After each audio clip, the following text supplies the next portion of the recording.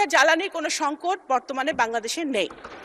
আচ্ছা, উনি বহু মানে নির্যাতনের পরে উনি সংসদ সদস্য হয়েছেন, ওনাকে আমি সাধুবাদ জানাই এবং উনি যে এখানে বসেছেন সেজন্য আমি ওনাকে কংগ্রেচুলেট করি। কিন্তু উনি তো ব্যারিস্টার মানুষ, লয়ার মানুষ, ওনার সম্পূরক প্রশ্নের অর্থ বোঝা উচিত, কারণ সম্পূরক প্রশ্ন এটা ছিল না। সম্পূরক প্রশ্ন এটা ছিল না। আপনার একটা প্রশ্নের উত্তর আমি দিতে পারি, যেটা আমার মন্ত্রণালয়কে রেলেভেন্ট, সেটা হচ্ছে যে জ্বালানির জন্যে, প্রথম কথা জ্বালানির কোনো সংকট বর্তমানে বাংলাদেশে নেই। আচ্ছা, দ্বিতীয় কথা হচ্ছে এই জ্বালানি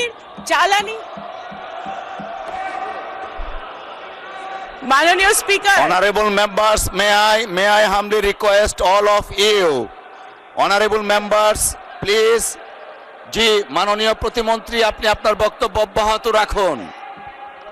আপনার বক্তব্য অব্যাহত রাখুন। মাননীয় স্পিকার, জ্বালানির যাতে একাধিক সোর্স থেকে আমরা সরবরাহ করতে পারি, সেই জন্য ইতিমধ্যেই মাননীয় প্রধানমন্ত্রী একাধিকবার আমাদের সাথে বসেছেন। জ্বালানি মন্ত্রণালয়, পররাষ্ট্র মন্ত্রণালয়, বিভিন্ন সংশ্লিষ্ট মন্ত্রণালয়ের সাথে উনি বসেছেন। আমরা মধ্যপ্রাচ্য ছাড়াও যে সকল সোর্স থেকে আমরা জ্বালানি আনতে পারি সেই ব্যাপারে আমরা নিরলস কাজ করে যাচ্ছি এবং ইনশাল্লাহ আমরা সেটাতে সফল হব।